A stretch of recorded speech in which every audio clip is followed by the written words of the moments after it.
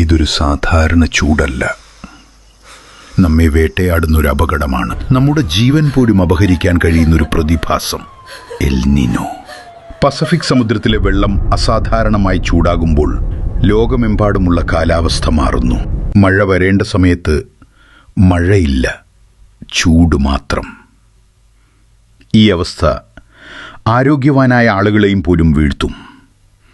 ദാഹം തോന്നുന്നതുവരെ കാത്തിരിക്കരുത്, അത് അപകടകരമാണ്.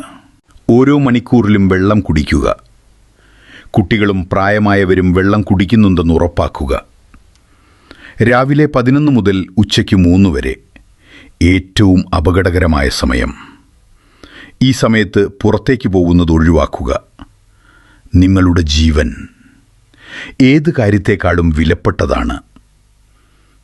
കറുത്ത വസ്ത്രങ്ങൾ ഒഴിവാക്കുക. ഇളം നിറത്തിലുള്ള കോട്ടൺ വസ്ത്രങ്ങൾ ധരിക്കുക. കടുത്ത തലവേദന, ബോധക്ഷയം, ഛർദി, വിയർക്കാതെ വരണ്ട ചർമ്മം, ഇവ ഹീറ്റ് സ്ട്രോക്കിൻ്റെ ലക്ഷണങ്ങളാണ്. ഈ ലക്ഷണങ്ങൾ കണ്ടാൽ ഉടൻ തണലിലേക്ക് മാറ്റുക. വെള്ളം നൽകുക. വേഗം ആശുപത്രിയിലെത്തിക്കുക. മൃഗങ്ങളെയും മറക്കരുത്. അവർക്കും ഈ ചൂട് സഹിക്കാനാവില്ല.